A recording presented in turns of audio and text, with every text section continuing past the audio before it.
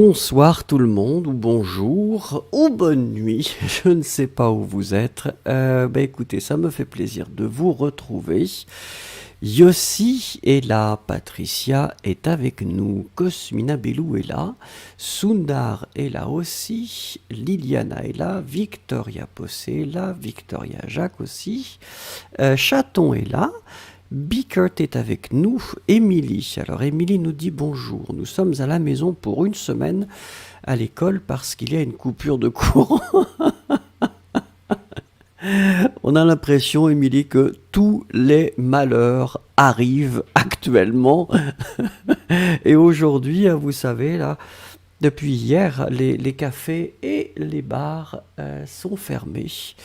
Donc c'est fini, c'est la fin du monde.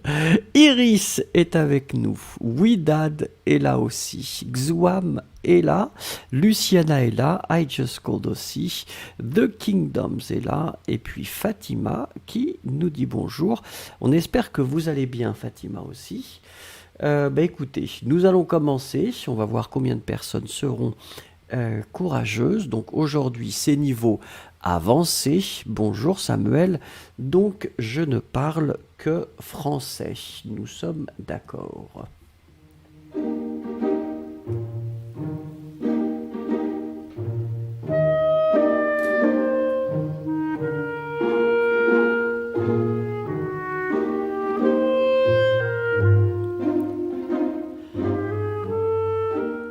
Et la question du jour, eh bien, ce que je préfère faire le soir, c'est...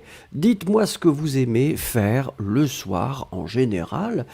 Alors Gaspard est avec nous. Bonjour Gaspard. Une petite phrase pour me répondre, s'il vous plaît.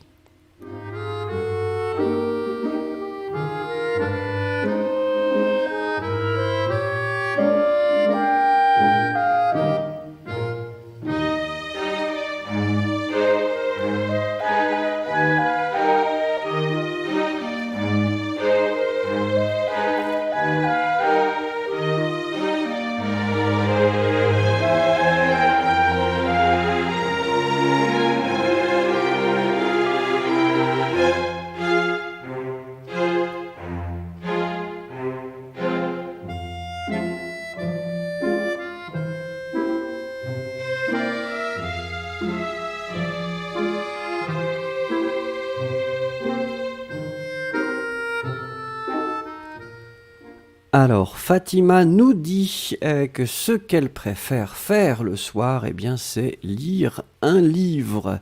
Ensuite, Cosmina Boulou nous dit aussi, en Roumanie, hier, les cafés et les restaurants ont été fermés.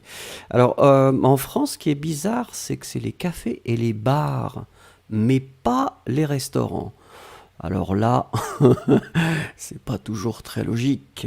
Fatima qui nous dit, ce que je préfère faire le soir, c'est lire un livre. D'accord, donc vous avez écrit la phrase complète, merci. Astro qui nous dit, lire un livre aussi, d'accord. Luciana qui nous dit, étudier le français, d'accord. Patricia qui nous dit, je préfère aller au sauna. Très bien. Yossi, je vais faire une promenade autour de la maison. On peut le faire jusqu'à 1 kilomètre. Gaspard, aller me promener au parc avec mes petites filles. Très bien. Gaspard, faites attention. Parc, on écrit avec un C, d'accord ? P-A-R-C. The Kingdoms qui nous dit, quand je rentre chez moi, j'ai envie de rien faire sauf manger et dormir. Mais c'est bien, ça au moins c'est facile et c'est clair. Émilie, ce que je préfère faire le soir, c'est me relaxer et passer du temps avec ma sœur. Très bien. Sundar, ce que je préfère faire le soir, c'est apprendre la langue avec toi. Oh, c'est gentil. Gaspard, allez, pas de problème Gaspard. On peut faire des erreurs, ne vous inquiétez pas. Bickert, je préfère faire le soir, donc seulement ma tablette sur la main et j'étudie beaucoup d'exercices en français pendant la nuit. Oui, Dad, j'aime me reposer et regarder un bon film en famille. Iris, ce que je préfère faire le soir, c'est faire une promenade après le dîner. Très bien. Mouskan qui nous dit apprendre le français avec Vincent. Merci Mouskan. I just called. Ce que je préfère le soir, c'est lire. On va mettre à l'infinitif, L-I-R-E, un roman avec cette musique. Vous avez vu, j'ai changé un petit peu de musique pour avoir des choses plus calmes. Ritem, ce que je préfère faire le soir, c'est écouter de la musique et boire du café. Moujahid, jouer aux jeux vidéo. Victoria Jacques, ce que je préfère faire le soir, c'est dîner, me détendre et me coucher. Victoria Possé, je préfère le soir étudier et prendre, infinitif, un bon café.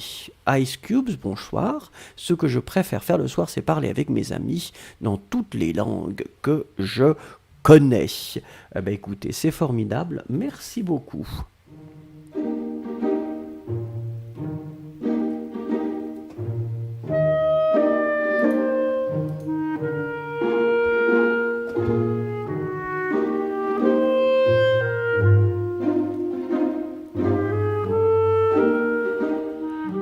Alors, un peu de douceur dans notre vie. La douceur du jour, eh bien, c'est quelque chose que beaucoup de personnes aiment, puisque c'est une brioche. Alors, comme d'habitude, nous allons découvrir cette belle chose ensemble avec 3 phrases. Regardez, ça ce sera bien la première chose. Et comme d'habitude, je vais lire et vous écrivez les mots qui manquent. Première chose, la brioche est une pâtisserie à pâte levée et assez aérée. Elle est à base de farine, levure, beurre, lait et œufs. La brioche est une pâtisserie à pâte levée et assez aérée. Elle est à base de farine, levure, beurre, lait et œufs.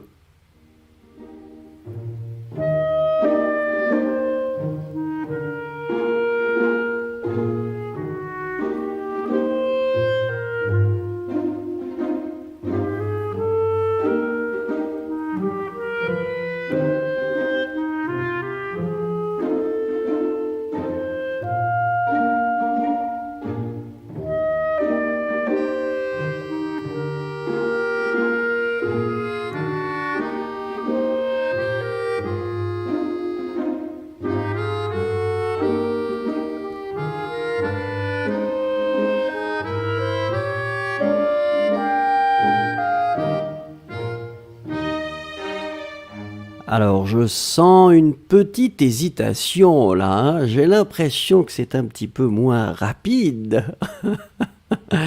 Regardons. Nous étions ici à la recherche de 3 choses.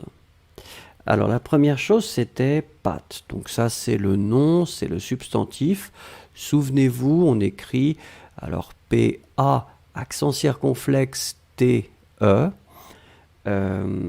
L'accent circonflexe indique qu'en ancien français, il y avait un S. On disait paste, un peu comme les pastas, la paste. Mais après, on a mis un accent circonflexe, pâte. Ensuite, c'est un adjectif. L'adjectif, c'est aéré. L'adjectif aéré, c'est connecté à air. L'air, quand il y a de l'air dans quelque chose, ou alors si vous ouvrez la fenêtre pour avoir de l'air dans la maison ou dans votre appartement, le verbe c'est aérer, donner de l'air. Et donc l'adjectif ici c'est aérer, et puisqu'il est connecté au mot pâte, et pâte c'est féminin, vous allez écrire aérer au féminin. N'oubliez pas les accents aigus si vous avez sur votre clavier. La dernière chose, c'était un substantif, un nom. et c'est levure. Et donc ça c'est féminin, juste pour votre information. Hein. La levure, c'est ce que vous mettez quand vous allez faire de la pâtisserie pour que la pâtisserie lève, hein. La pâte va lever. Ça va prendre un petit peu plus de volume. Nous continuons avec eh bien, la deuxième chose concernant la brioche. La brioche actuelle serait née en Normandie au XVIe siècle. La pâte à brioche remonte au Moyen Âge. La brioche actuelle serait née en Normandie au XVIe siècle. La pâte à brioche remonte au Moyen Âge.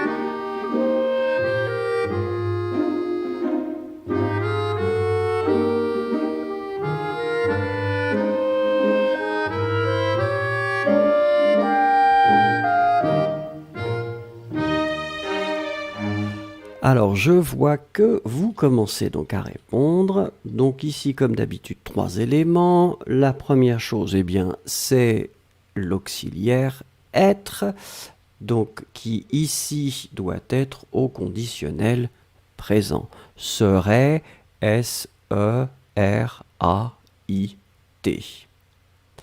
Deuxième chose, c'est un substantif, un nom, c'est un siècle. Pour votre information, c'est masculin. Siècle, on écrit S-I-E, accent grave, si vous avez C-L-E. D'accord ? Et puis, la dernière chose, eh bien, c'est moyen. Alors, moyen, M-O-Y-E-N.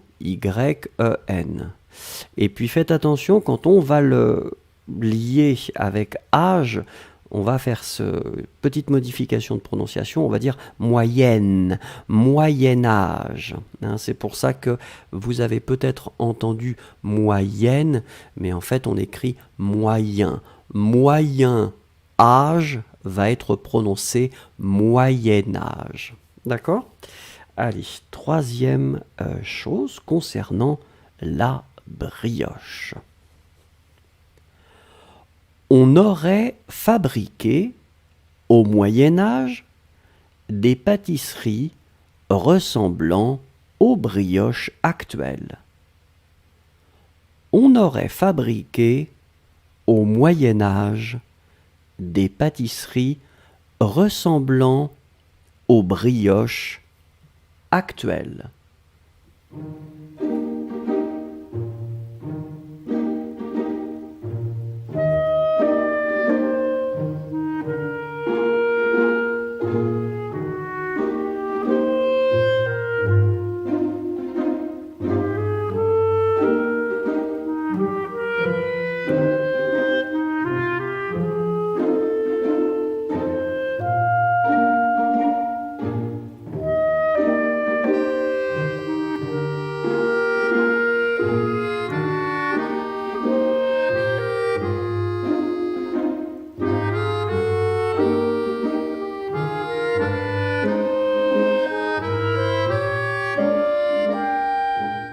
Alors ici, 3 éléments. Donc la première chose, c'est un participe passé, c'est le participe passé du verbe fabriquer. Donc verbe régulier, verbe du premier groupe, donc le participe passé, c'est accent aigu. Ensuite, on a cette forme qui est très intéressante, c'est ressembler, mais ici on a la forme du participe présent finalement, un petit peu comme qui ressemble. Et alors le participe présent, quand on le construit, souvenez-vous, c'est A-N-T. D'accord ? Ressemblant. Hein, c'est pour ça qu'on le prononce vraiment ressemblant à NT. Et puis la dernière chose, eh bien, c'est un adjectif. Alors l'adjectif, c'est actuel. Et effectivement, actuel, alors vous savez que si c'est masculin, si c'est féminin, si c'est pluriel, on va prononcer de la même façon. Donc ça, c'est toujours un petit peu difficile. Donc ici, clairement, vous voyez que c'est lié à brioche. Et donc brioche est féminin, donc votre adjectif sera féminin pluriel. Et donc vous écrivez actuel A, C, T, U, E, L, L, E, S. Voilà. Allez, je vous propose, comme d'habitude, si vous voulez bien, de lire avec moi ces 3 choses. Première chose, la brioche est une pâtisserie à pâte levée et assez aérée. Elle est à base de farine, levure, beurre, lait et œufs. Deuxième chose, la brioche actuelle serait née en Normandie au XVIe siècle. La pâte à brioche remonte au Moyen Âge. Troisième chose, on aurait fabriqué au Moyen Âge des pâtisseries ressemblant aux brioches actuelles. Eh bien, voilà avec les brioches.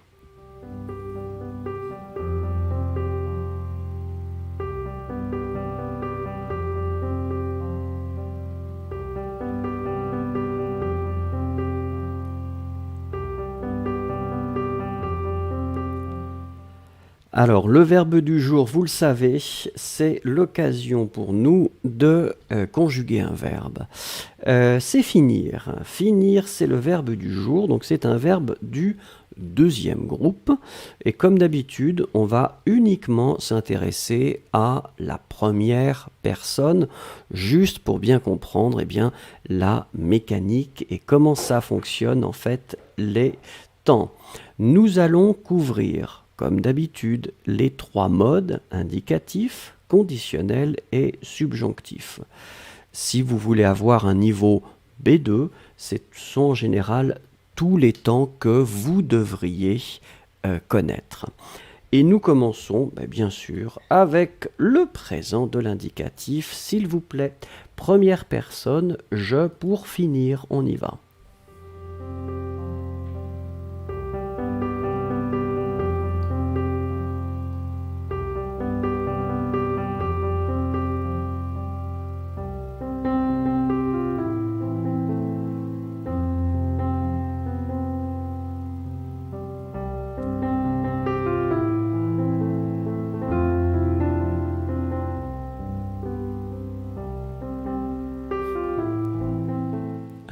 Alors Ice Cube demande pourquoi juste la première personne. C'est juste pour comprendre comment ça fonctionne dans un premier temps. Et puis dans un deuxième temps, c'est que c'est souvent la personne que vous allez utiliser le plus. En général, on parle souvent à la première personne. Mais bien sûr que l'idée, ça n'est pas de se concentrer. Si Ice Cubes, si on faisait cet exercice avec toutes les personnes, ça ferait 1 heure en total et ce serait un petit peu fatigant peut-être. Alors regardons ici. Donc premier groupe, présent, souvenez-vous, je finis IS, tu finis IS, il finit IT. D'accord? Nous finissons, vous finissez, il, elle finissent. ISSENT, mais on ne les prononce pas, donc le ENT comme d'habitude. S'il vous plaît, futur simple est toujours la première personne, s'il vous plaît.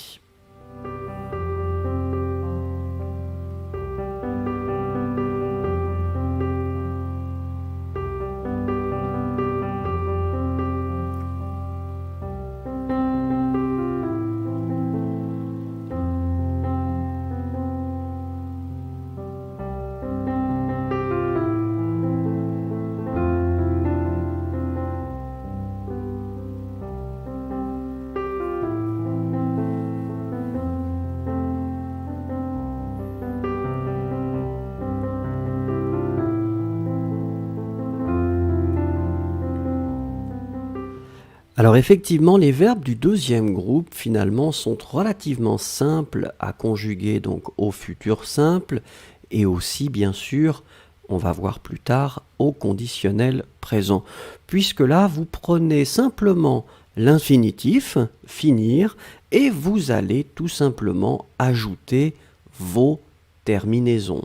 La terminaison pour je, eh bien c'est AI, hein, souvenez-vous, pas de S, le S sera pour le conditionnel présent. Donc je finirai, tu finiras, il, elle finira, nous finirons, vous finirez, il, elle finiront. D'accord? Allez, on continue s'il vous plaît avec le passé composé. Toujours la même personne.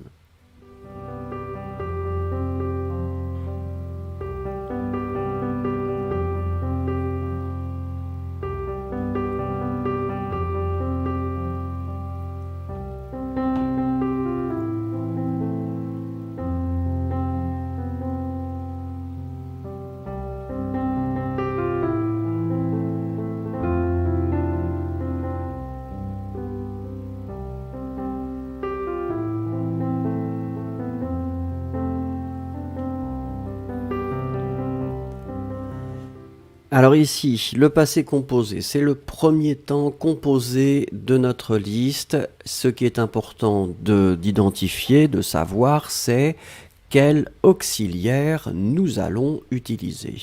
Nous allons utiliser avoir comme pour la majorité des verbes. Donc avoir au présent, j'ai, et puis votre participe passé. Le participe passé pour les verbes du deuxième groupe, il est très très simple puisque finir ir se transforme en fini i. Souvenez-vous que comme on conjugue avec avoir, on ne va pas accorder le participe passé avec le sujet. Donc j'ai fini, si c'est un homme ou si c'est une femme, c'est toujours i. D'accord? On ne marque pas le féminin. Et si vous dites nous avons fini, pas de S. I tout le temps. Allez, nous continuons avec l'imparfait.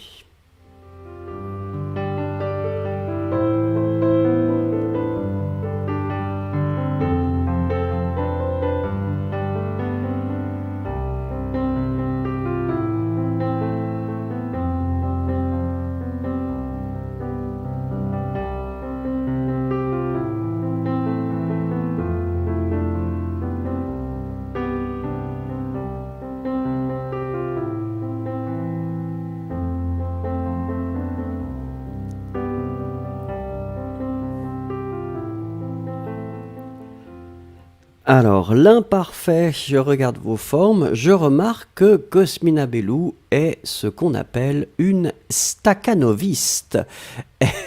Elle met toujours toutes les formes et c'est très très bien. Alors, effectivement ici, donc je finissais.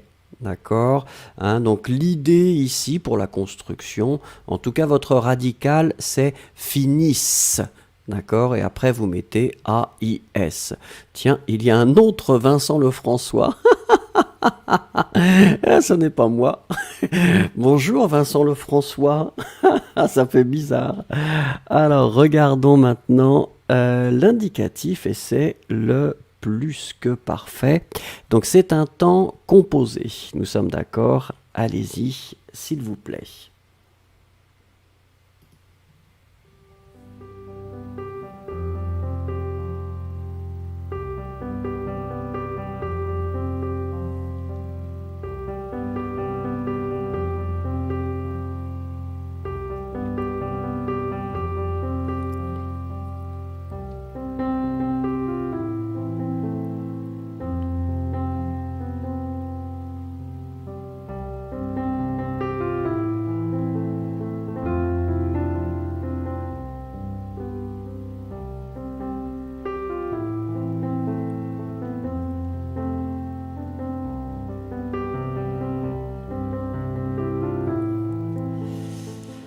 Alors, plus que parfait, donc temps composé, ça veut dire que nous utilisons toujours avoir, ça c'est clair. Avoir, nous allons le mettre à l'imparfait. J'avais, et puis nous allons utiliser notre participe passé fini. Encore une fois, masculin ou féminin, ce sera la même forme pour fini. J'avais fini. D'accord? J'avais fini, tu avais fini, il avait fini, nous avions fini, vous aviez fini, ils, elles avaient fini. Allez, continuons avec un autre temps composé, hein, c'est le futur antérieur.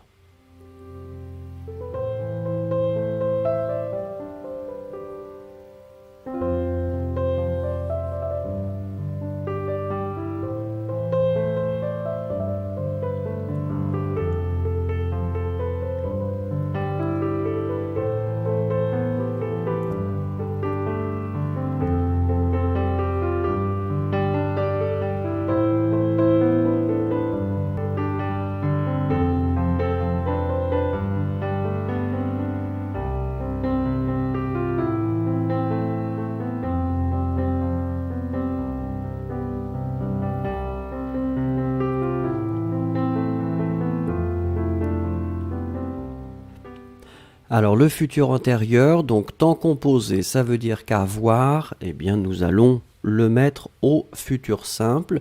Alors faites attention, un futur simple, c'est vraiment AI comme terminaison. Donc j'aurais AI.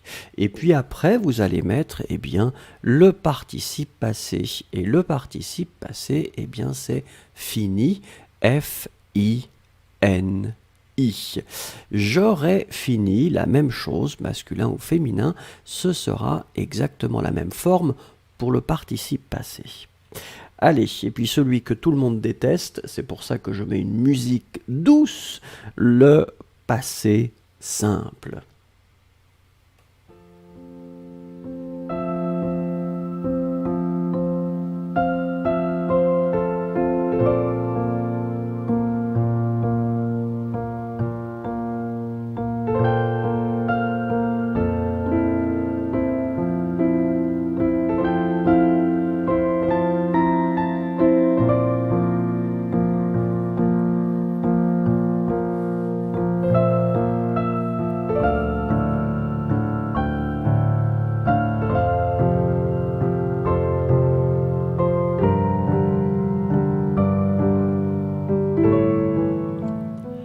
Eh oui, alors le passé simple, regardez, c'est quand même mystérieux.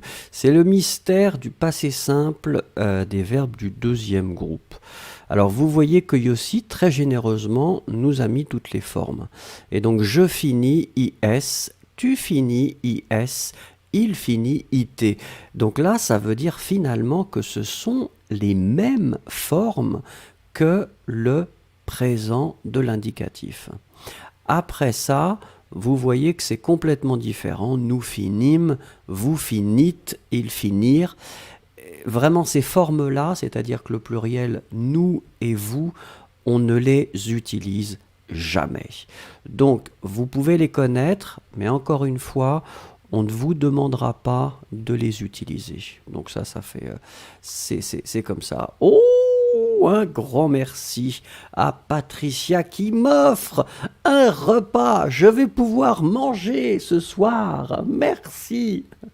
Alors, nous continuons avec, regardez, le conditionnel présent.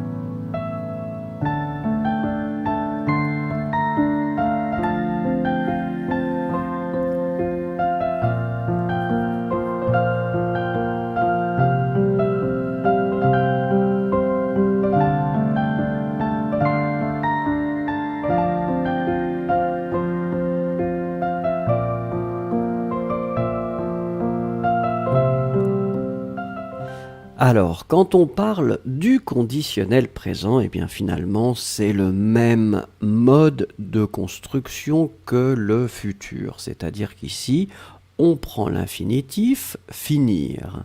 Et puis, on va mettre les terminaisons.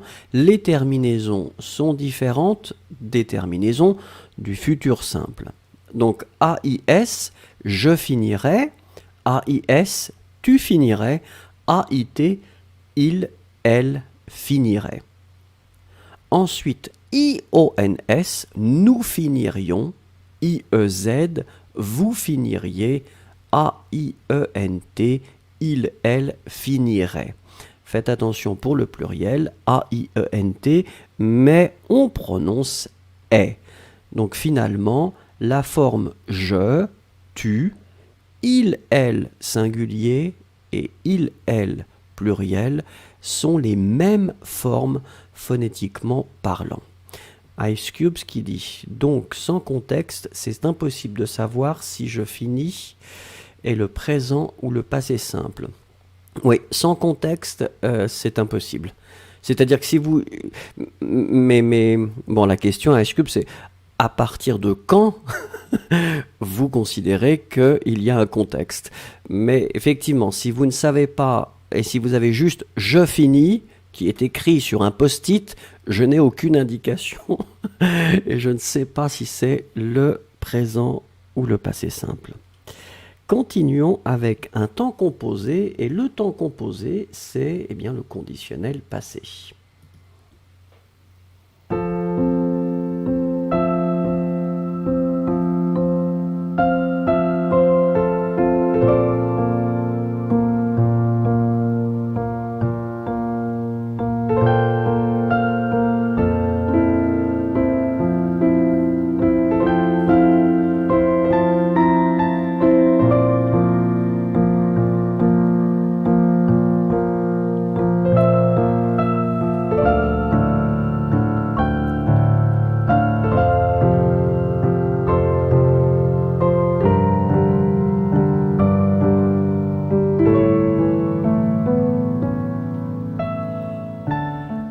Alors là, effectivement, conditionnel passé, donc c'est un temps composé. Nous savons maintenant que pour finir, nous utilisons avoir.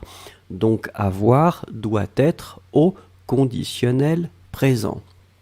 J'aurai, AIS, ça c'est clair. Et puis nous mettons notre participe passé fini. J'aurai fini. Et voilà, nous avons notre conditionnel passé. Allez, les deux derniers temps, subjonctif présent, s'il vous plaît, toujours la même personne.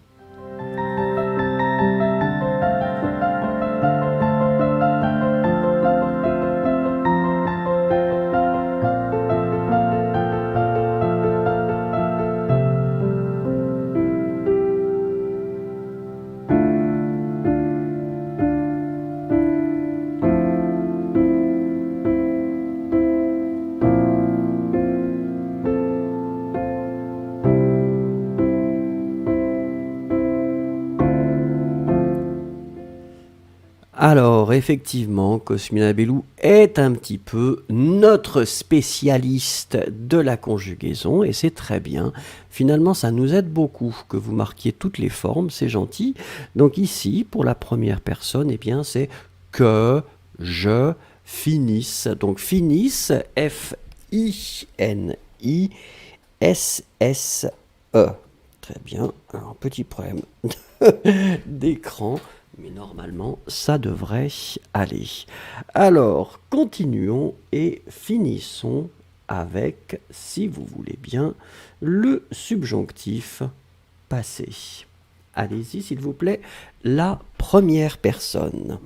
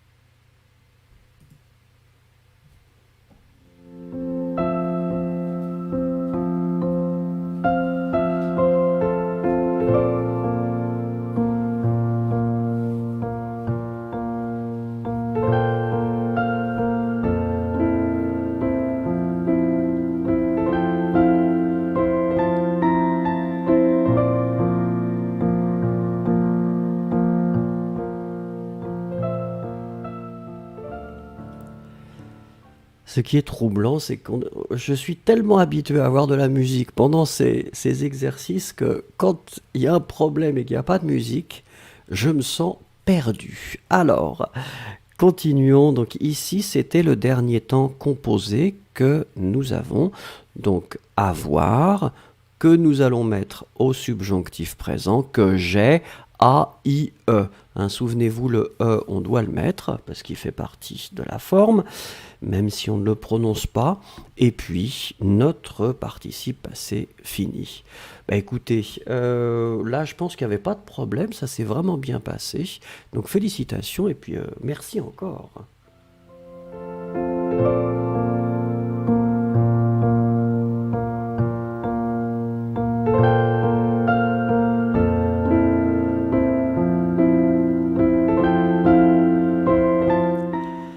Alors, la photo du jour, j'ai vu cette photo et j'ai trouvé que c'était complètement incroyable.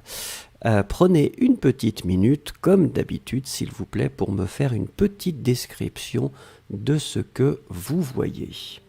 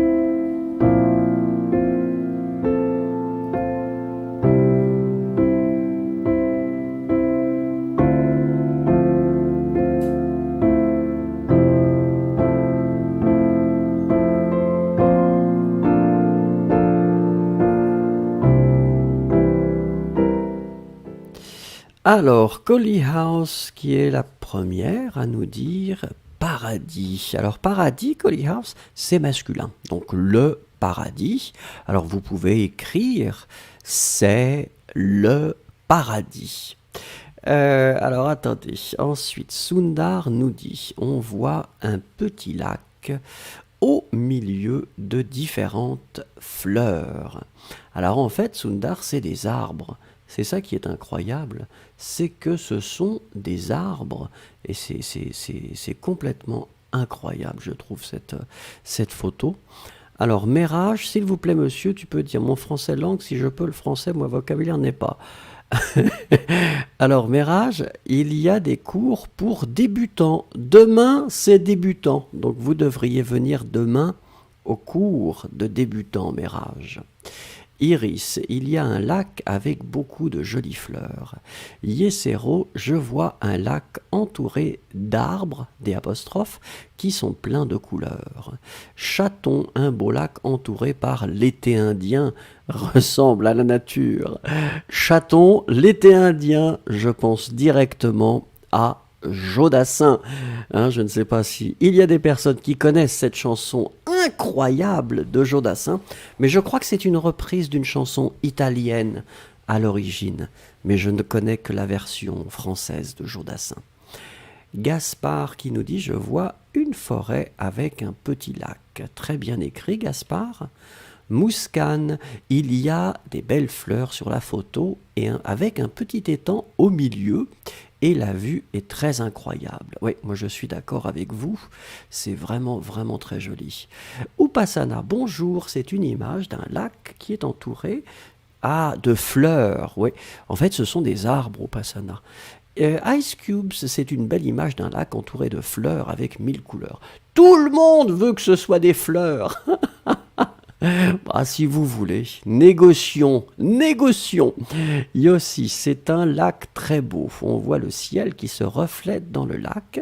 Autour du lac, il y a plein de fleurs. Ouais, faites attention, il y a aussi plein de, d'accord, pas de S, avec différentes couleurs. Oui, Dad qui nous dit un lac entouré de jolies fleurs et de couleurs différentes. L'eau du lac est pure et bleue.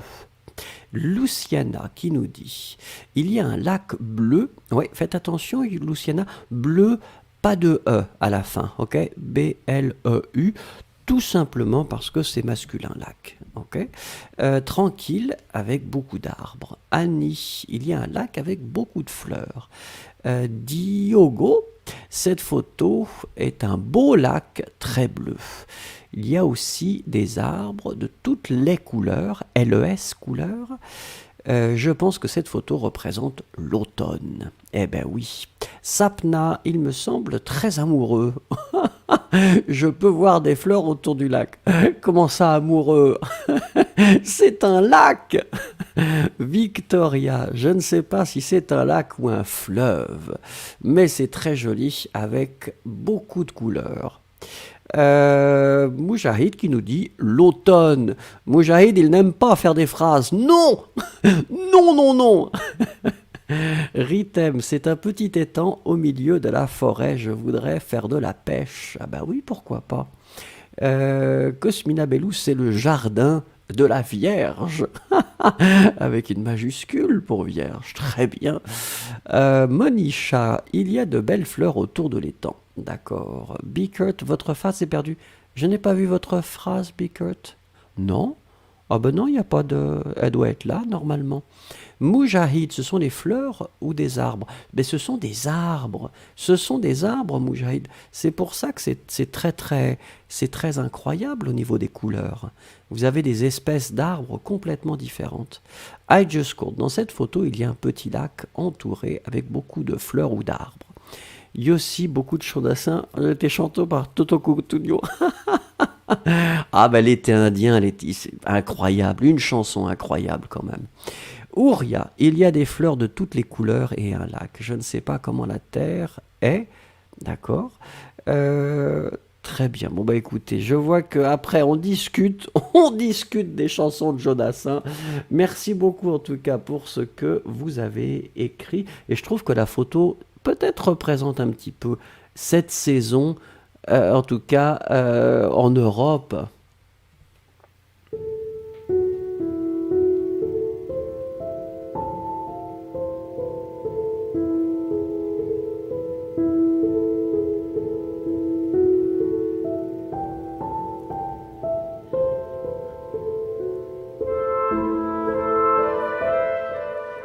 Alors, c'est comme ça qu'on parle. Si vous ne le savez pas, eh bien, c'est le moment de découvrir le français familier ou très familier. Mais comme je dis, toujours faites attention, n'utilisez pas ces expressions avec tout le monde. Hein, soyez sûr de la situation et des personnes avec qui vous parlez. Si vous utilisez ces expressions, certaines personnes pourraient être un peu choquées. Donc, on commence avec la première chose. Et la première chose, eh bien, c'est une baltringue.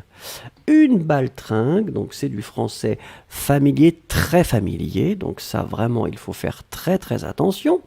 Qu'est-ce que c'est qu'une baltringue? Une baltringue, c'est une personne incompétente, peureuse ou méprisable. Donc une personne qui ne peut pas faire quelque chose, qui a peur de faire quelque chose, ou que vous considérez comme totalement terrible. Et donc ça, c'est ce qu'on appelle une baltringue, un homme ou une femme. Regardez l'exemple. Regarde-le, il a trop peur pour dire ce qu'il pense à son patron. C'est vraiment une baltringue. Donc imaginons la situation.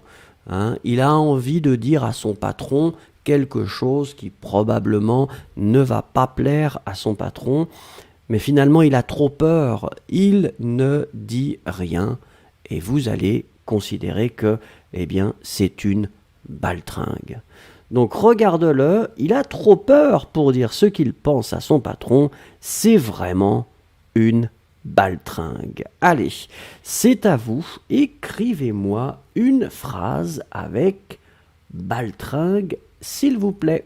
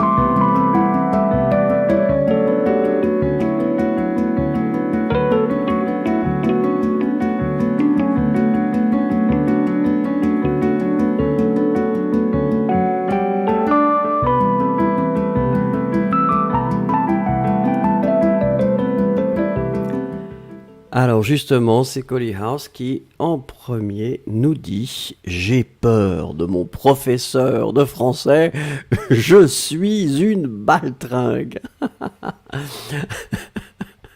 Mais pourquoi est-ce que votre professeur de français est aussi terrible que ça ?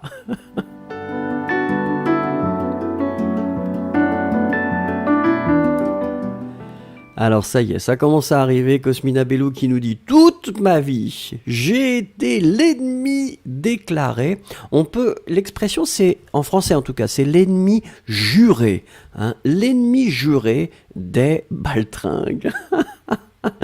Sundar, quand j'ai vu un tigre dans la forêt, j'étais une baltringue. Oui.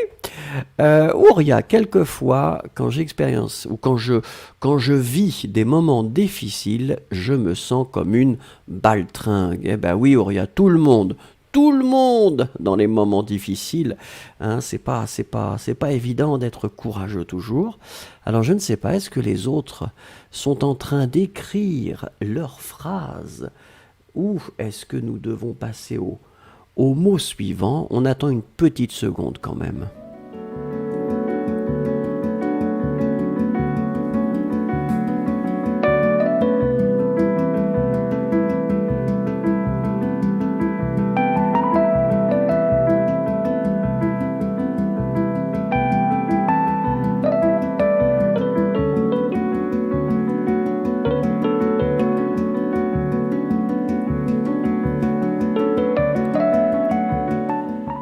Alors Daria nous rejoint au bon moment parce qu'elle aime bien en général cette activité. Mais alors apparemment les autres n'ont pas envie d'écrire de phrases sur baltringue ou avec baltringue et c'est dommage. Alors deuxième expression que nous allons voir et c'est barge. Alors qu'est-ce que ça veut dire barge? Eh bien ça veut dire fou ou dérangé. Oups, normalement vous devez, attendez, je vais faire, ça c'est encore PowerPoint qui très gentiment a fait, voilà la petite correction, donc dérangé avec deux accents bien sûr, donc fou ou dérangé c'est barge, voilà. L'exemple, si tu me prends la tête, je peux devenir barge. Et après, ça va partir en sucette. Si tu me prends la tête, alors souvenez-vous, on a déjà vu ça. Si tu m'énerves, si tu m'agaces, Hein, alors attendez. Ah, Ice Cube avait écrit quelque chose. Je dois regarder une petite seconde parce que je n'ai pas envie d'avoir... Non, normalement il y a tout là. Ouais, c'est bizarre. Normalement tout doit être affiché. Peut-être qu'il y a un petit problème technique. Alors, donc l'exemple. Si tu m'énerves, hein, si tu me prends la tête, je peux devenir barge, je peux devenir fou. Et après ça, ça va partir en sucette. Après, ça va devenir assez problématique. Donc si tu me prends la tête, si tu m'énerves, je peux devenir barge, je peux devenir fou, et après, ça va partir en sucette, ça va devenir très très problématique. Partir en sucette, Cyrine, c'est quand vous allez vous énerver, l'autre personne avec qui vous êtes va s'énerver, et donc automatiquement vous allez créer une situation très très conflictuelle. Ça c'est l'expression partir en sucette. On avait vu avant, il y avait des synonymes, partir en cacahuète, partir en live. Tout ça, ce sont des synonymes hein, pour dire que la situation devient assez difficile entre les personnes. Allez, s'il vous plaît, soyez courageux, écrivez-moi une phrase et j'espère que les phrases vont s'afficher. Allez-y.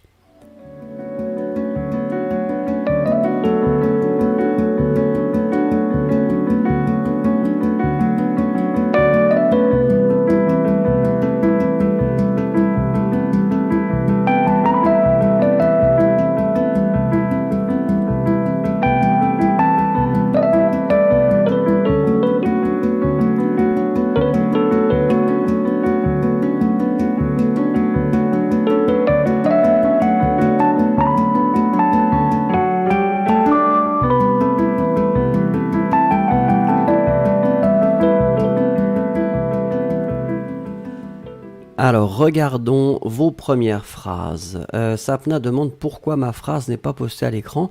Eh bien, je ne sais pas. Je ne sais pas parce que je n'ai absolument rien paramétré et je n'ai pas cliqué. Donc, peut-être qu'il y a un petit problème technique, mais bon. Alors, regardons Yossi qui dit « Méfie-toi de lui, c'est un barge ». Daria qui nous dit « Il n'est pas barge, il est hors de ce monde parce qu'il est tellement doué. Ne le ressens-tu pas et ne le vois pas ?» Ah, ressent, faites attention, ressent, R-E-S-S-E-N-S. D'accord, c'est ressentir, mais faites attention pour la conjugaison, je ressens, tu ressens, il ressent. YouTube Browser qui dit c'est trop difficile pour moi, pas de problème, ne vous inquiétez pas, vous pouvez participer à l'exercice suivant. Yossi, ma phrase était aussi de l'exemple 1. Je ne sais pas. Il faut contacter YouTube, il faut contacter Google, je ne sais pas. Colis, normalement je suis calme, mais quand je parle en français, je deviens barge et insensé. Ben, au moins là c'est clair. Bicut, parfois je deviens barge avec 3 adultes dans ma maison à cause du corona. Ça je comprends. Ça, je comprends. Oui, Dad, mon chien devient barge quand il voit des étrangers. Eh oui, c'est possible. Diogo, oh non, Donald Trump est un gros barge. On fait pas de politique. Pas de politique, je ne veux pas de problème. Pas de politique, pas de religion, s'il vous plaît. Annie, après la réunion dans mon bureau, je deviendrai barge. Faites attention, le verbe devenir, hein, quand on le met au futur, c'est je deviendrai. Hein, il n'est pas régulier. Ice Cube, je suis une personne tranquille. Je ne deviens pas barge, bien que c'est un problème technique aujourd'hui. Bah oui. Non, oui, là je ne sais pas ce qui se passe. Restons calmes. Yesero, il est devenu barge. Attention, devenu Yesero, pas de E. Hein, et ils l'ont enfermé dans un sanatorium. C'est radical, hein. C'est radical avec Yesero. Pas de négociation. Mouscan, quand je comprends pas quelques mots de français, je deviens barge. Yossi, alors, vous avez les mêmes problèmes que... Oui, oui, il y a eu des problèmes techniques, je ne sais pas pourquoi. Parce que là, ça fonctionne, hein, et là, je n'ai rien touché. Fatima, quand mon petit frère me dérange, je deviens barge. C'est normal, Fatima. Cosmina Bellou, je trouve très sage d'examiner l'état de santé mentale pour les personnes qui veulent prendre des fonctions publiques pour éviter les gens avec une conduite barge. Très bien structuré et la petite touche finale avec du français familier, c'est très chic. Victoria Possé, quand mon fils m'ignore, je suis barge. Ah oui, ça c'est vrai que c'est pas sympathique. Quand les enfants vous ignorent, alors ça, c'est pas bien. Chaton, un alcoolique n'est absolument rien pour moi, ça me rend juste barge. D'accord. Ouria, ils sont barges car ils ont faim. Ok. Béatrice, Christiana, si tu mangeais mon gâteau, je serais vraiment barge. Ah oui, ça c'est clair. Bah, il y a des choses, il ne faut pas toucher, hein. On ne touche pas au gâteau. Ça, on n'a pas le droit. Troisième chose, alors c'est très proche, hein, puisque vous voyez qu'ici c'est berge, hein. On avait barge, mais maintenant on a berge. Alors là, c'est un substantif, hein, c'est un nom, une berge. Qu'est-ce que c'est une berge? Eh bien, c'est un an ou une année. Et donc, je me souviens que j'avais 18 berges quand je me suis installé dans mon studio au-dessus de la place de Clichy. Je me souviens que j'avais 18 ans quand je me suis installé dans mon studio au-dessus de la place de Clichy. Voilà, et en plus, c'est vrai. Je m'en souviens de ce studio, il était très sympathique. Allons-y, écrivez-moi une phrase avec une berge, s'il vous plaît, ou plusieurs, bien sûr.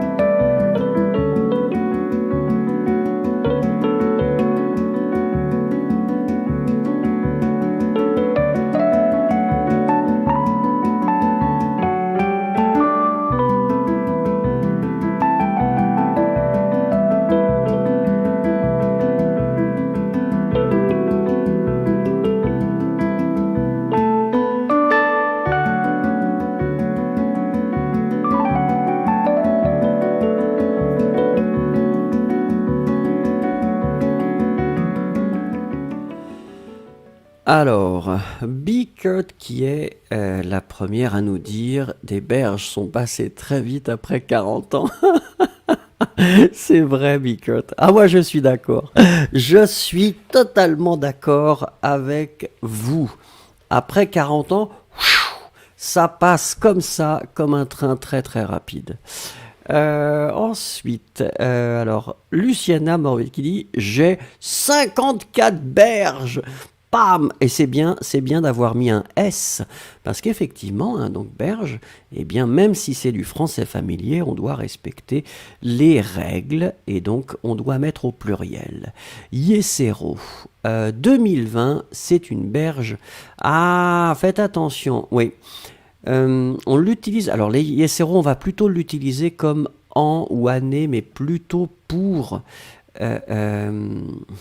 pas comme ça finalement, c'est-à-dire pour une personne ou quand vous attendez une période, on va pas dire berge dans ce contexte-là, Yesero, je suis désolé.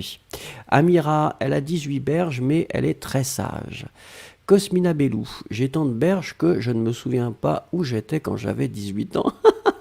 Ah bah moi je m'en souviens. J'étais au-dessus de la place de Clichy. Yossi, il a 50 berges, c'est l'âge critique. Oh, mais ça fait peur, Yossi. Qu'est-ce que c'est l'âge critique? Pourquoi? Qu'est-ce qui se passe? Colis, une pomme chaque berge est un pot pour la santé. Alors là, je ne comprends pas, Colis. Qu'est-ce que ça veut dire? Qu'est-ce que ça veut dire? Ensuite, alors YouTube Browser, je ne comprends pas pourquoi on utilise les berges à la place des années. YouTube Browser, c'est du français familier. Ça veut dire que c'est pour parler d'une façon moins formelle. C'est pour parler en général dans des contextes qui sont beaucoup plus décontractés. Donc ce sont des synonymes, mais ce sont des synonymes qui ont une connotation moins formelle. D'accord ? Diogo, quand je pense sur les effets de la pandémie, je conclus que cette berge est terrible. Oui, même chose, on ne l'utilise pas vraiment dans ce contexte-là. Sapna, j'apprends la langue française depuis plus de 3 berges, mais je ne parle pas encore. Bien, ça me rembarge. Vous commencez à combiner, c'est bien. Sundar, je me souviens quand j'avais 10 ans, attention, ou 10 berges, ma famille s'est installée dans une autre ville, d'accord? Daria, à l'âge de 17 berges, j'ai fini mon école avec la médaille d'or. C'est un moment capital. J'étais très heureuse et belle à ce moment-là, d'accord? Mais donc il y a des médailles? Ok. Il y a une médaille? Mais pourquoi une médaille? Bon, une autre discussion. Mouscan, j'aurai 20 berges en novembre. Attention, Mouscan, berge avec un S parce que c'est 20. Ice Cubes, nous allons mélanger les deux mots, barge et berge. Ils font phonétiquement très borge. Ben, je suis désolé. Et il ne faut pas se tromper. Hein. Il ne faut pas se tromper.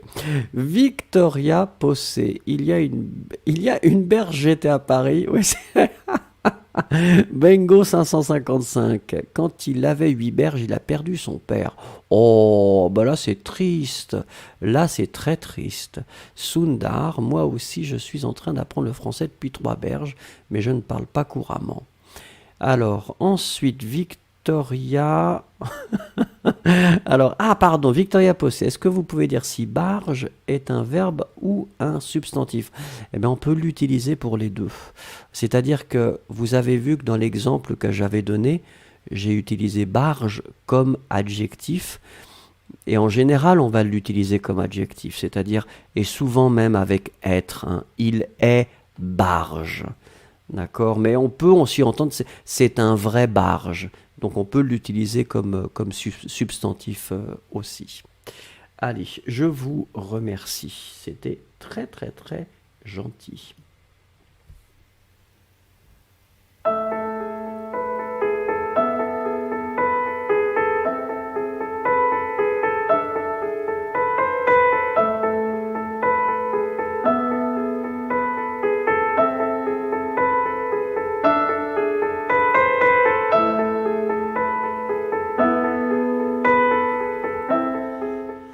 Et oui, la vie est triste sans fromage. C'est pour ça que nous devons, si c'est possible et aussi souvent que possible, découvrir un fromage et de préférence un fromage français. Je l'ai choisi celui-là, pas tellement pour le goût, c'est juste parce que j'ai toujours trouvé que le nom de ce fromage est très amusant. Il s'appelle le chabichou. Le chabichou est un fromage. J'ai toujours trouvé que c'était un nom qui était vraiment amusant. Donc, nous allons découvrir ce fromage qui est un fromage très populaire aussi. Hein. Les gens aiment bien le chabichou. Alors, découvrons ensemble le chabichou. Le chabichou est mentionné en 1872 par l'historien Charles de Chergé dans son guide du voyageur à Poitiers et dans ses environs. Le chabichou est mentionné en 1872 par l'historien Charles de Chergé dans son guide du voyageur à Poitiers et dans ses environs.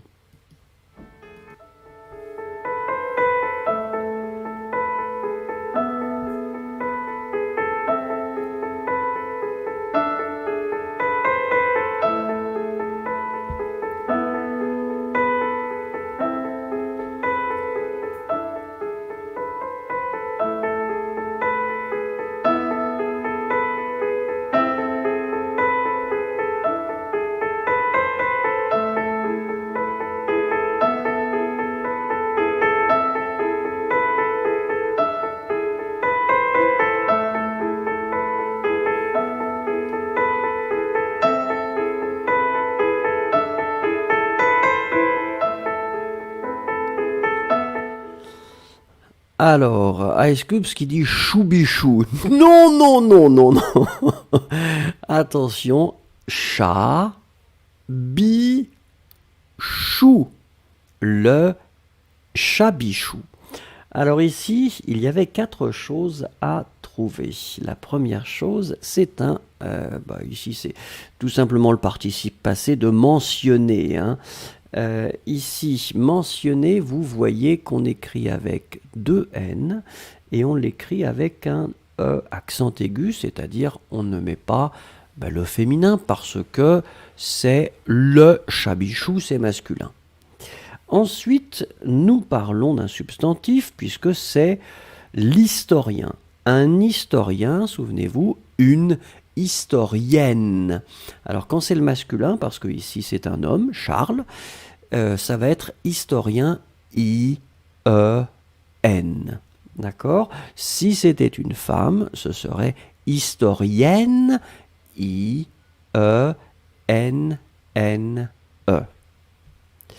Alors ensuite, même chose ici, c'était voyageur, donc un substantif, et c'est le masculin, c'est voyageur E-U-R. Souvenez-vous que si c'était féminin, ce serait voyageuse E-U-S-E. Et la dernière chose, c'était environ, et donc environ ici, c'est au pluriel. Quand on dit les environs, c'est tout simplement la région, c'est-à-dire la région qui est autour de Poitiers. Ici, Poitiers, c'est une ville, donc la région de Poitiers, et donc on utilise le pluriel de environ, E-N-V-I-R-O-N. S. Donc le S ici, il est assez important quand même. Allez, on continue avec la deuxième chose concernant le chabichou. Chabichou. Allez. Le chabichou du Poitou est un fromage au lait de chèvre à pâte blanche et molle, à croûte naturelle. Le chabichou du Poitou est un fromage au lait de chèvre, à pâte blanche et molle, à croûte naturelle.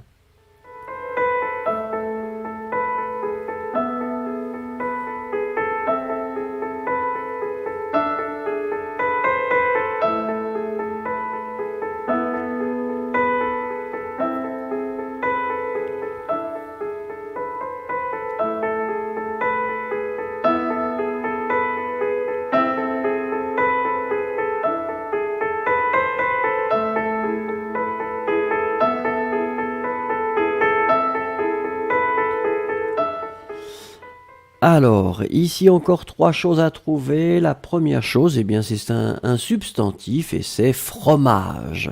Fromage, en général, vous l'écrivez bien. F-R-O-M-A-G-E, c'est parfait. La deuxième chose, c'est l'animal. C'est une chèvre, mais donc ici on utilise juste chèvre, c'est bien de mettre l'accent grave si c'est possible. Donc accent grave sur le premier E, chèvre. Hein. Si vous n'avez pas l'accent, c'est pas grave.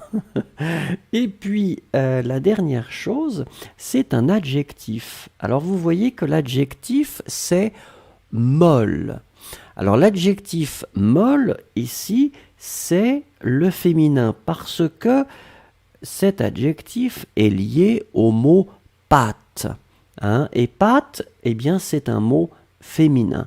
Une pâte.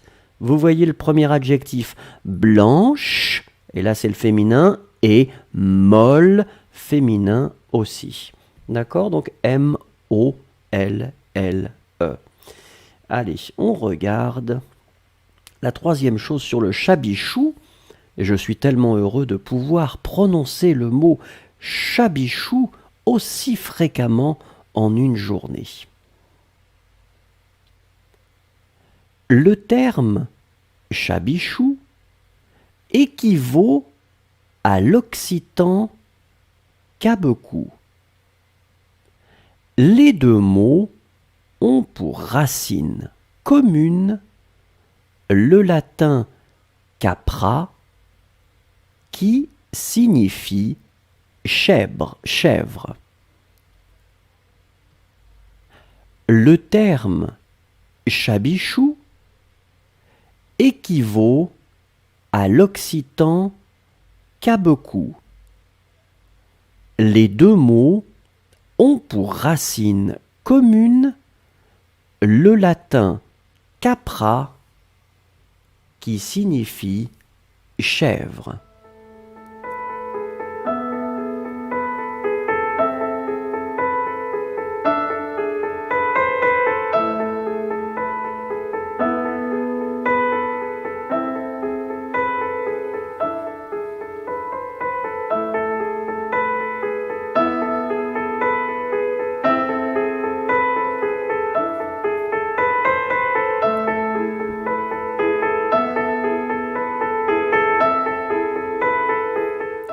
Alors, ne me détestez pas, je fais juste mon travail. Je savais que le premier serait un petit peu difficile, mais c'est toujours bien de trouver des choses un petit peu plus difficiles.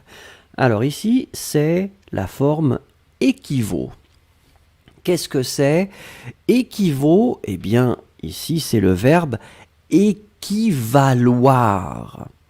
Équivaloir, vous connaissez en général une autre forme qui est équivalent, hein, qui est l'adjectif, équivalent, équivalente, mais le verbe c'est équivaloir. Et donc on peut le conjuguer, et ici on le conjugue à la troisième personne du singulier équivaut, V-A-U-T.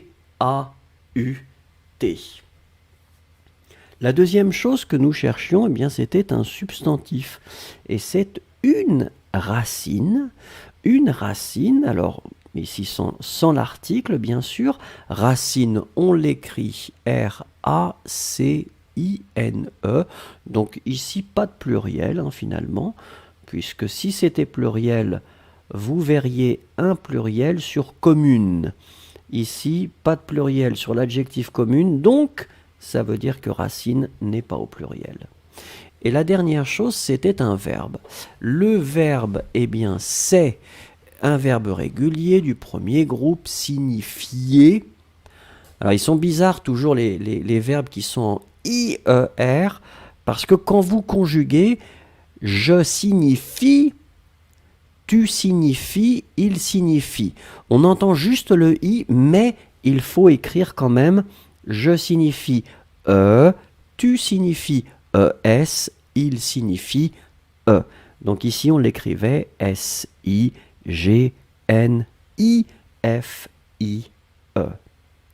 Vous avez des verbes comme étudier, c'est un petit peu le même style. Hein. J'étudie, tu étudies, il étudie. Voilà. Cosmina Belou qui nous dit qu'en roumain, la chèvre c'est capra. Bah oui, c'est Ah bah en roumain quand même, bien sûr. Et on a tellement de choses en commun au niveau des langues que c'est un petit peu normal. Ça n'est pas une surprise. Alors, première chose, on va faire la lecture ensemble des 3 éléments si vous voulez bien. Lisez avec moi. Le Chabichou est mentionné en 1872 par l'historien Charles de Chergé dans son guide du voyageur à Poitiers et dans ses environs. Deuxième chose. Le Chabichou du Poitou est un fromage au lait de chèvre, à pâte blanche et molle, à croûte naturelle. Troisième chose, le terme chabichou équivaut à l'occitan cabecou. Les 2 mots ont pour racine commune le latin capra qui signifie chèvre.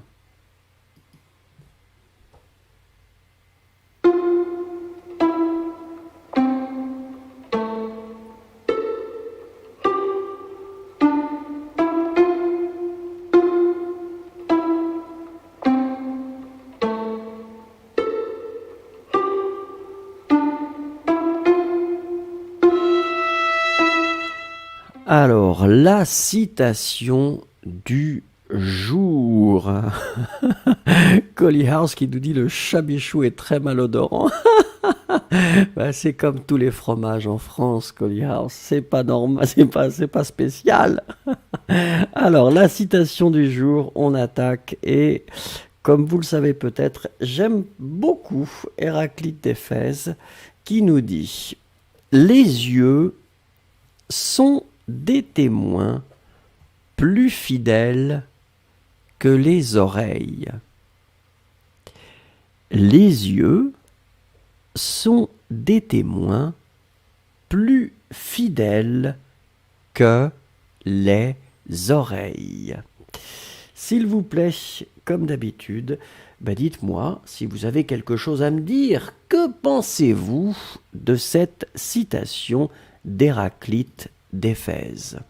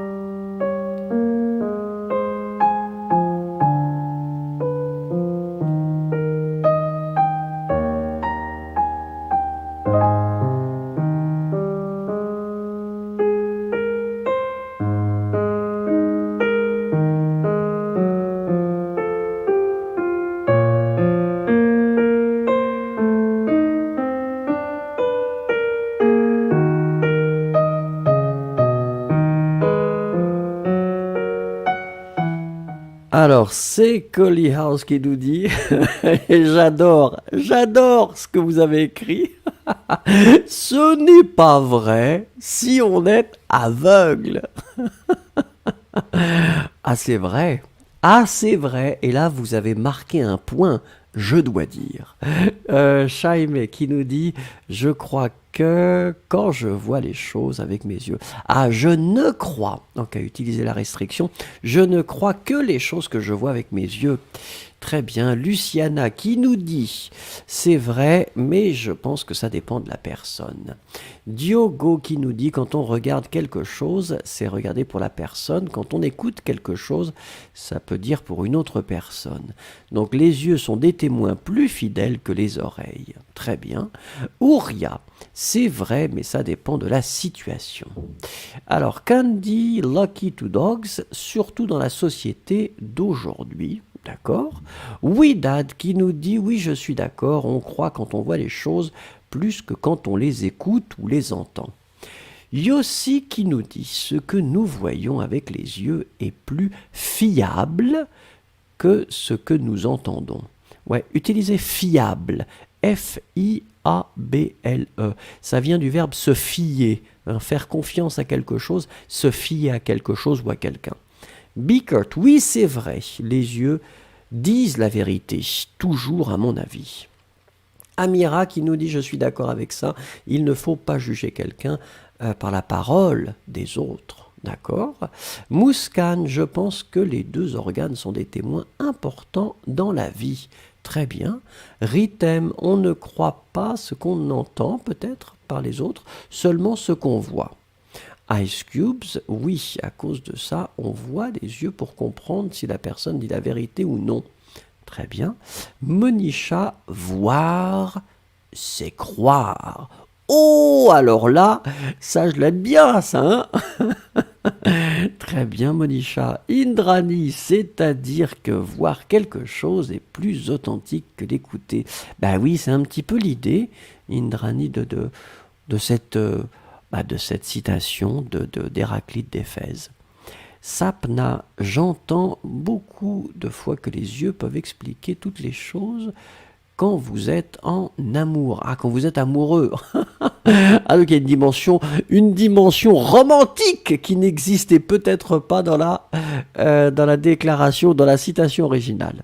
Yesero, moi je ne suis pas d'accord avec cette citation parce que tu dois vérifier ce que tu vois et ce que tu entends. D'accord.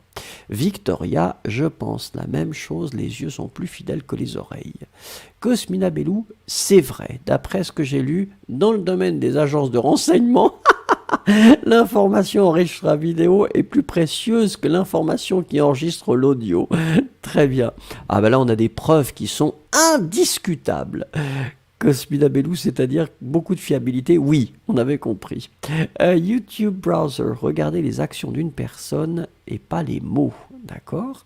Et Annie qui nous dit, j'ai entendu que les yeux parlent beaucoup en comparant aux oreilles. Les yeux disent beaucoup de choses, peut-être, ce que vous voulez dire. Et puis MNM19, je suis d'accord. Les personnes aiment les ragots, donc il est mieux de voir la vérité par nous-mêmes.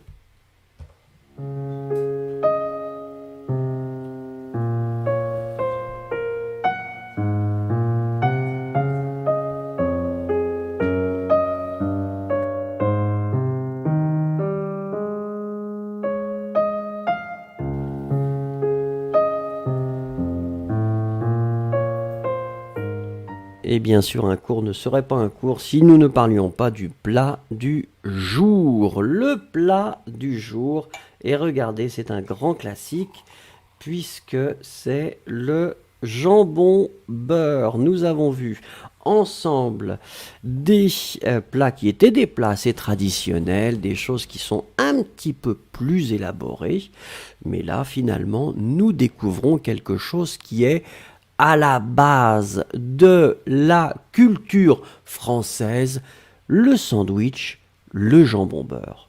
Découvrons le jambon beurre, comme d'habitude, en 3 éléments. Alors la première chose, eh bien, la voici. Un jambon beurre, ou parfois parisien, est un sandwich traditionnel en France. Un jambon beurre, ou parfois parisien, est un sandwich traditionnel en France?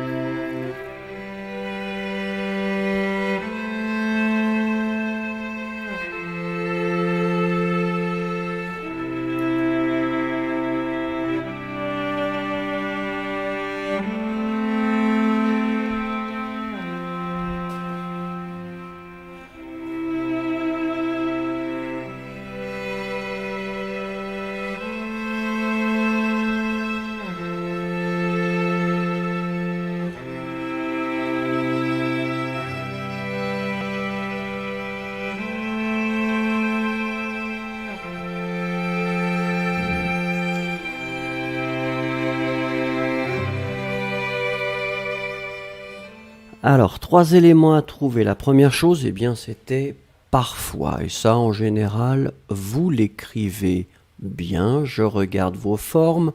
Pour l'instant, tout est parfait. La deuxième chose, c'est parisien. Donc ici, on l'écrit aussi très très bien.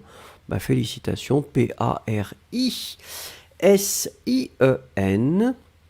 Alors effectivement, là on pourrait l'écrire si on voulait avec une capitale. Mais bon, là c'est un petit peu discutable aussi parce que ce n'est pas une personne finalement. Bon, donc, mais ça c'est une grande discussion que nous n'allons pas avoir. Et puis la dernière chose, c'était un adjectif. Et l'adjectif, eh bien, c'est traditionnel. Alors ici, l'adjectif, vous le mettez, bah, finalement, au masculin, puisque sandwich, c'est masculin. Donc, N-N-E-L à la fin. Hein, et puis, on ne met pas le féminin ici. Voilà. Continuons avec le deuxième élément pour parler de ce monument de la restauration rapide française. Il est composé d'une demi-baguette de pain fendue dans laquelle on a tartiné du beurre et placé des tranches de jambon de porc cuit.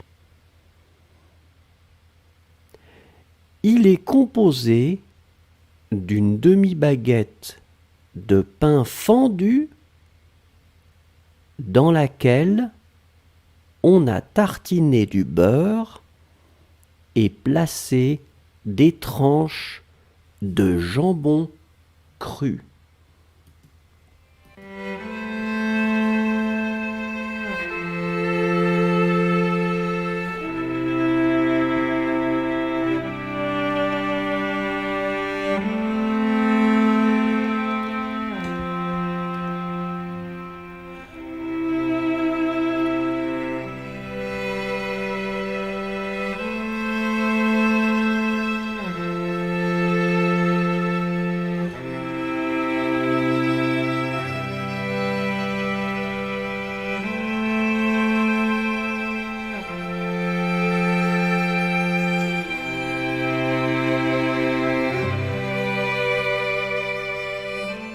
Alors ici, 3 choses que nous cherchions. Je suis en train de regarder ce que vous avez écrit. Pour l'instant, ça a l'air bien.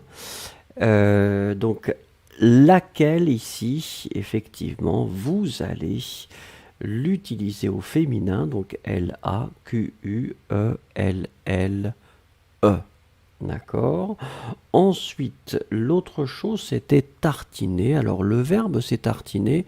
Et ici, on est à la recherche du participe passé. Et donc, le participe passé de tartiner, puisque c'est un verbe régulier, eh bien, c'est tout simplement E, accent aigu. Tartiner. Et ici, on ne va pas mettre effectivement le féminin ou le pluriel, puisque c'est même pas nécessaire. Et la dernière chose, c'était porc. Alors souvenez-vous que porc, on ne prononce pas le C final. D'accord? Mais on doit quand même l'écrire. Donc vous écrivez P-O-R-C. D'accord? Donc porc, P-O-R-C, le C final n'est pas prononcé. Allez, la dernière chose, et vous allez voir que c'est la raison pour laquelle le Parisien ou le jambon beurre est malheureusement dans une situation très délicate actuellement. En 2017, pour la première fois en France, les ventes de hamburgers ont dépassé celles du jambon beurre. En 2017, pour la première fois en France, les ventes de hamburgers ont dépassé celles du jambon beurre.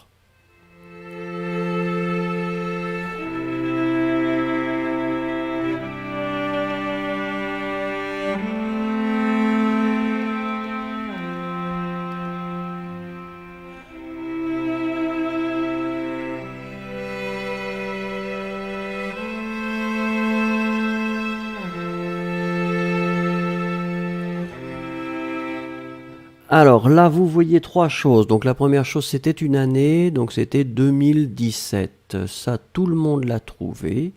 Donc il n'y a pas de problème pour ça. Alors vente, substantif, il est clairement au pluriel ici. Donc vente avec un S, les ventes. Et puis on dépassé. Alors ici, donc c'est le verbe dépasser, d'accord ? On cherche le participe passé parce que c'est au passé composé. Donc dépasser, on va le mettre E accent aigu et surtout pas de pluriel, rien d'autre puisque c'est avec avoir.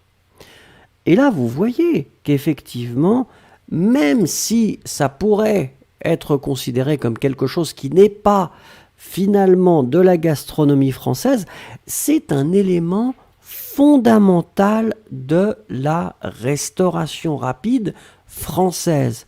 Et en 2017, eh bien les choses ont changé. C'est le début de la fin du jambon beurre. Allez, lecture avec moi s'il vous plaît de ces trois choses. Première chose, un jambon beurre, ou parfois parisien, est un sandwich traditionnel en France. Deuxième chose, il est composé d'une demi-baguette de pain fendu dans laquelle on a tartiné du beurre et placé des tranches de jambon de porc cuit. Troisième chose, en 2017, pour la première fois en France, les ventes de hamburgers ont dépassé celles du jambon beurre.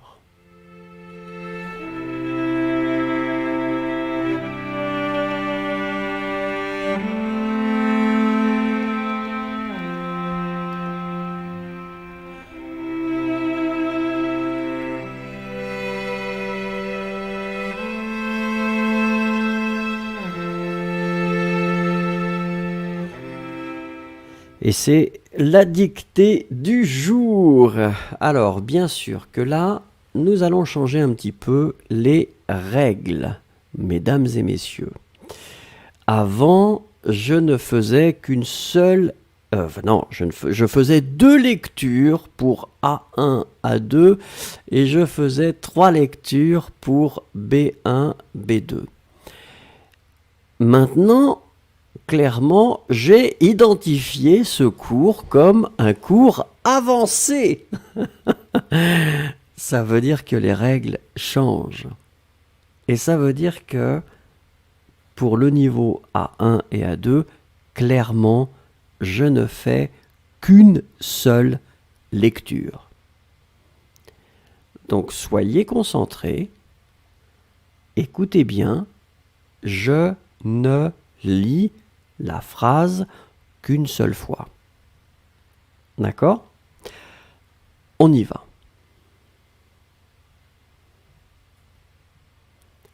Nous venons de les rencontrer dans le couloir.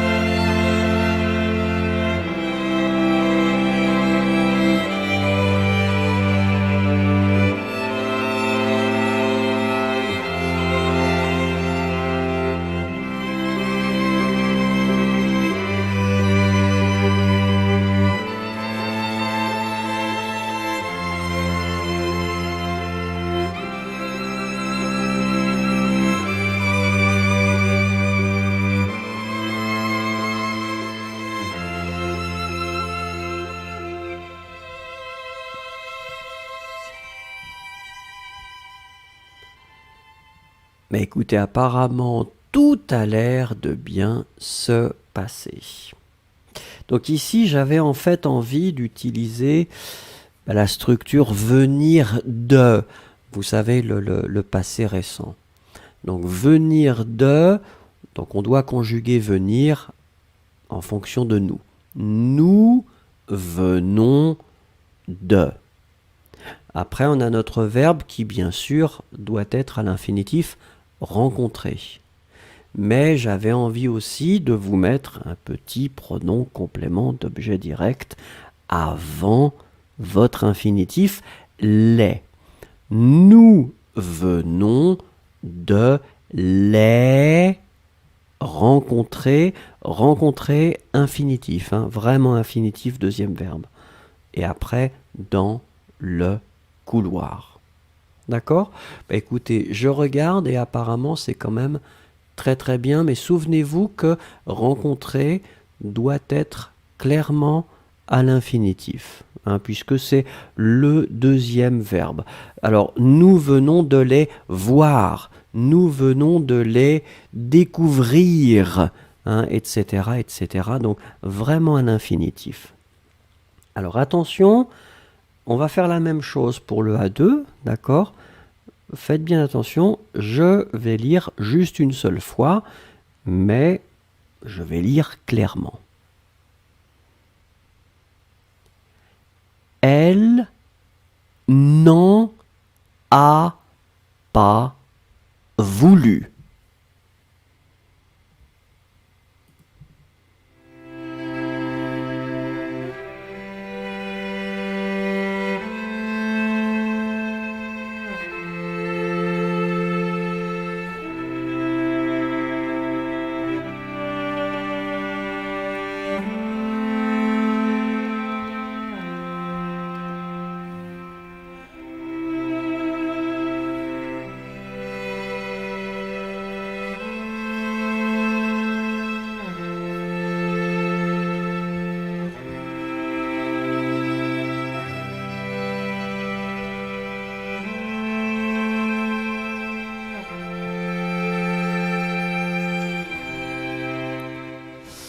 Alors là, je regarde, oui, et c'est pas facile, hein. Je sais que ce n'est pas facile. Regardez. Ici, bien sûr, j'avais envie de mettre le verbe vouloir au passé composé. Elle a voulu. Ensuite, je vous mets une petite négation. Elle n'a pas voulu. Mais j'avais envie d'introduire un pronom, vous savez, le pronom en. Et donc le pronom en, vous vous souvenez qu'on doit le mettre avant l'auxiliaire avoir. Et donc le E de la négation ne disparaît et vous avez l'apostrophe. Elle n'en, ne. Elle n'en. Et après, je dois faire le lien avec a. N'en a. Elle n'en a pas voulu. Elle n'en a pas voulu. Faites attention parce que ça, la difficulté fondamentale, c'est les nasales. C'est-à-dire que beaucoup d'entre vous, vous avez entendu non. Mais en fait, c'était non. Et c'est vraiment la seule différence, ça va être la nasale. C'est pas on, mais c'est en. Et comme c'est en, eh bien finalement, ça veut dire que c'est le pronom en avec la négation ne et le e qui disparaît. Elle n'en a pas voulu. Alors, attention, j'ai cliqué trop fort, non. Ok, B1, B2, c'est clair, je peux les dire 2 fois parce que je suis une personne très sympathique. Allez, on attaque. Donc B1, je vais lire 2 fois. Si tu veux vraiment, virgule, je peux le faire pour eux. Si tu veux vraiment, virgule, je peux le faire pour eux. Allez-y, écrivez la phrase, s'il vous plaît.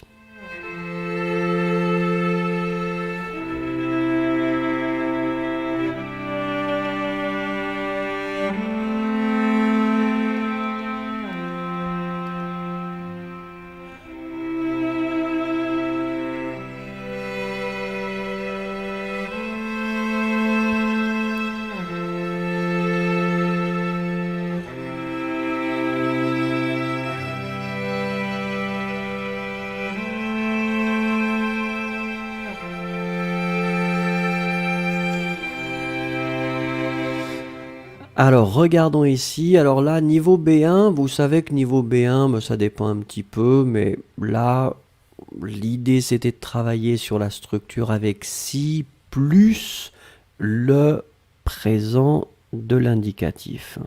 D'accord? Donc, si tu veux, donc là, logiquement, vous l'écrivez, c'est le verbe vouloir, vous l'écrivez au présent. V-E-U-X. Et puis après, finalement, on va tout simplement utiliser un autre présent. Je peux, donc bien sûr, c'est le verbe pouvoir. J'avais envie de vous donner un verbe un peu irrégulier pour que ce soit un petit peu plus difficile. P-E-U-X. Faire doit être automatiquement à l'infinitif.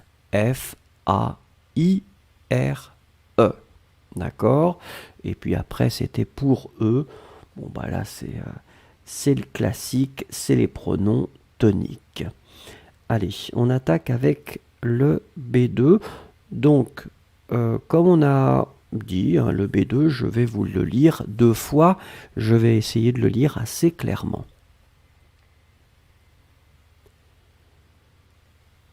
Il faut que tu prennes le temps de le faire pour réussir.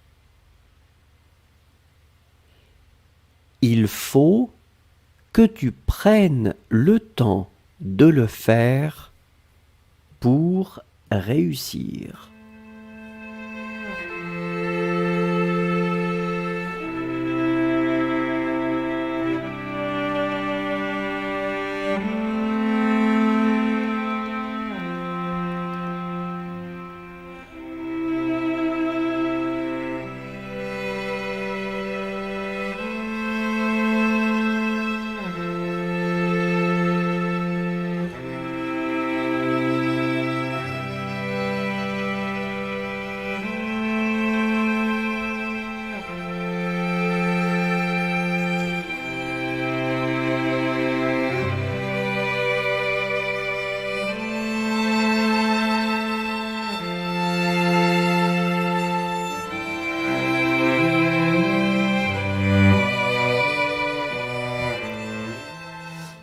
Alors, nous sommes d'accord que là, c'est niveau B2, donc traditionnellement, pour le B2, vous savez que j'aime bien soit vous donner du subjonctif ou alors du passé simple.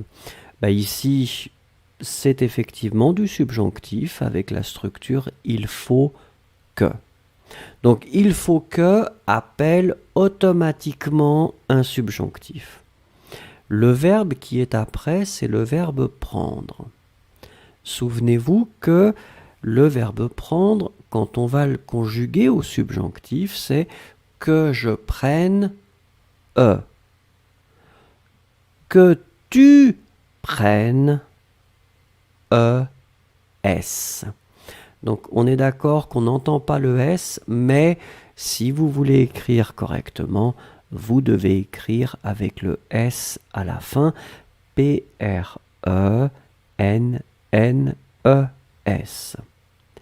Après, c'est bon, ça continue, prennent le temps, préposition de le faire avec notre pronom complément d'objet direct le. Pour réussir, bien sûr, réussir, il est automatiquement à l'infinitif parce que vous avez quand même avant ça le verbe faire qui est à l'infinitif. Il faut que tu prennes S le temps de le faire pour le réussir. Et voilà, c'est la fin de la torture avec la dictée. Merci beaucoup.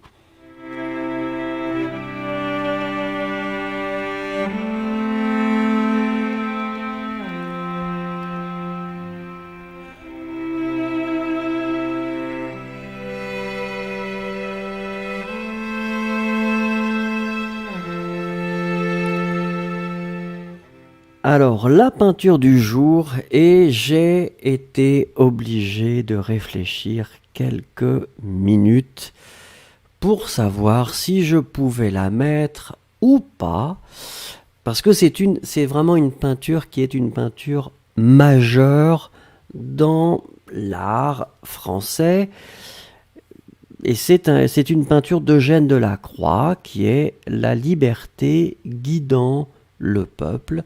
C'est une peinture de 1830.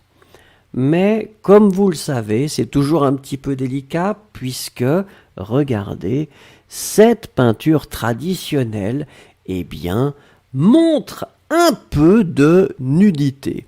Et quand il y a un peu de nudité, c'est toujours délicat.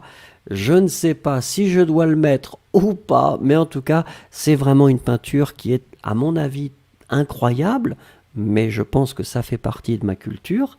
Et si vous la voyez, ça symbolise vraiment la France. Alors bien sûr, il y a un petit peu de nudité. Si des gens sont choqués, je m'en excuse. S'il vous plaît, votre exercice, c'est une phrase pour me décrire cette peinture d'Eugène Delacroix.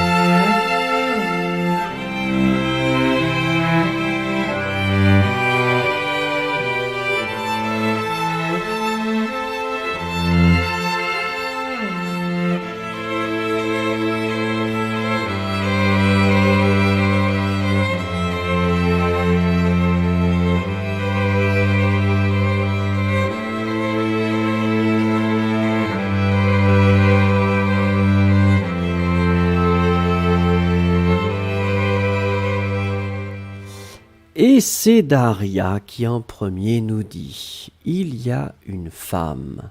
Et on a vu, Daria, que cette femme s'appelle Marianne, souvenez-vous, qui est en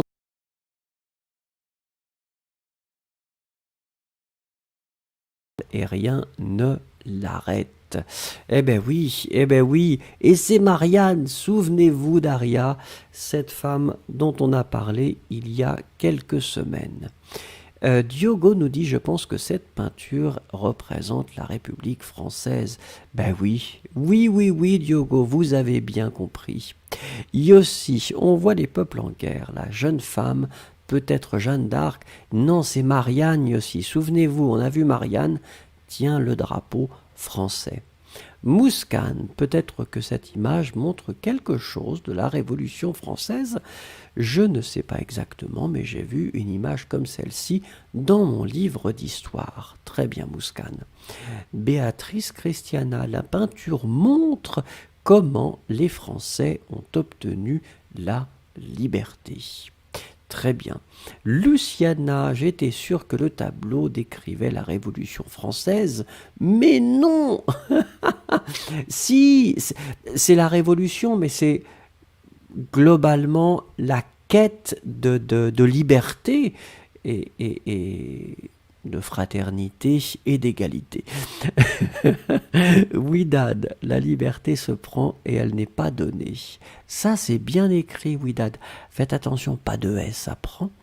YouTube, la liberté montre le chemin pour les soldats. Très bien, YouTube Brother. Victoria Possé, la femme porte le drapeau français de la victoire, les hommes portent les armes.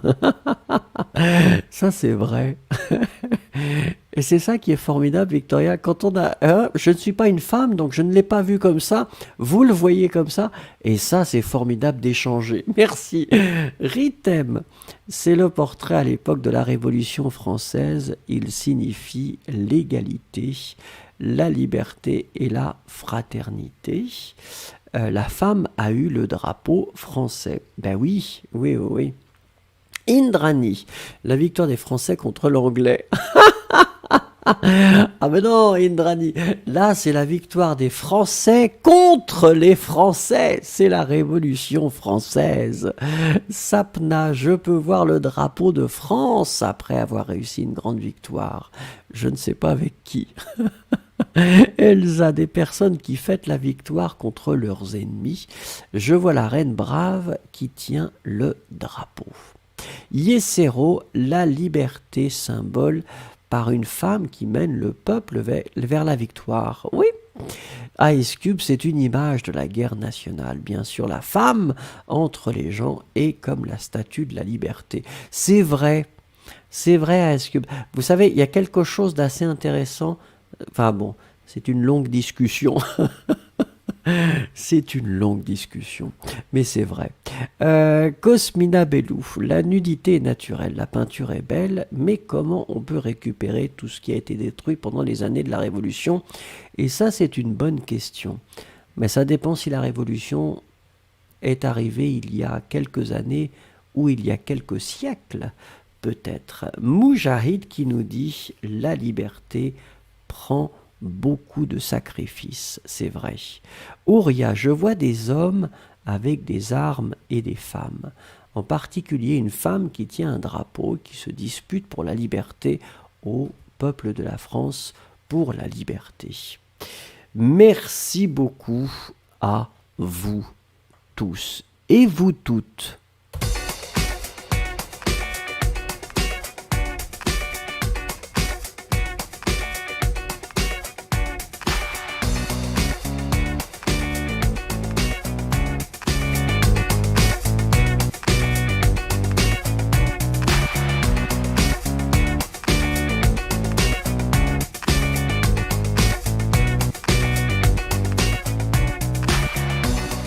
Alors, pour certaines personnes, c'est l'heure d'aller se coucher, pour d'autres, c'est l'heure d'aller déjeuner, pour d'autres, c'est l'heure d'aller prendre une douche peut-être, je ne sais pas. En tout cas, c'était très agréable de passer ces quelques heures, presque deux. N'oubliez pas, s'il vous plaît, puisque vous savez que si vous cliquez sur j'aime, ça donne la possibilité à la vidéo d'être un petit peu plus regardée. Soyons conscients de ça. Cliquez sur j'aime, puisque j'espère que vous m'aimez. En tout cas, je vous dis au revoir, bonne journée, bonne soirée, et puis à bientôt.